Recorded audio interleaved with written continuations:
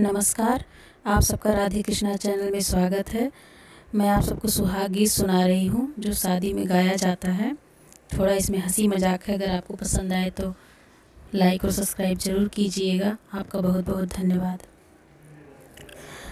पनिया भरन गई भाभी कवन रानी, भाभी कवन रानी, मेघवा छेकल मोरा राहो ललनवा।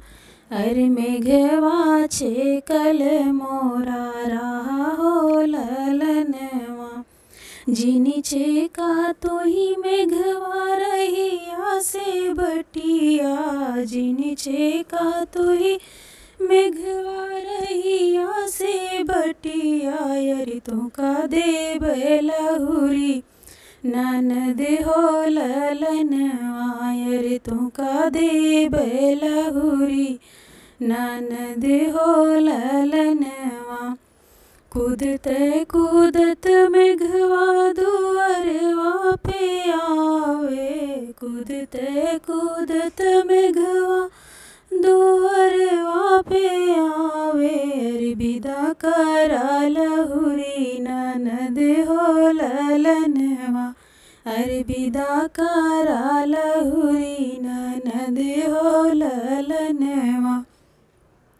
कैसे का विदा करी लहुरी ननदिया, कैसे का विदा करी लहुरी ननदिया। अरे ना तोहरे घर से दुआरे हो ललनवा, अरे नाही तोहरे घर से दुआरे हो ललनवा। कूदत कूदत मेघवा महला उठावे, कूदत कूदत मेघवा महला उठावे।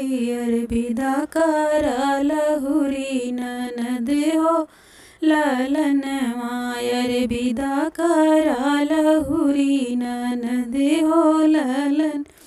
वहाँ कैसे का विदा करूँ लहुरी ननदिया, अरे नाही तोहरे चाउर दाले हो ललनवा, अरे नाही तोहरे चाउर दाली हो ललनवा। कूदत कूदत मेघवा चाउर लयावै, अरे दाल लयावै। अरे विदा करा लहुरी ननद हो ललनवा, अरे विदा करा लहुरी ननदी हो ललनवा।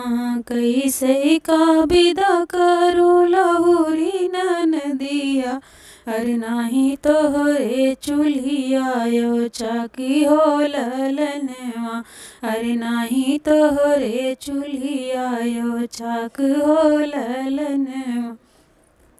कूदत कूदत मेघवा माटी लयावे, कूदत कूदत मेघवा माटी लयावे। अरे ऊपरा जे चिल्ह मेड़राई हो ललनवा, अरे ऊपरा जो चिल्ह मेड़राई हो ललनवा।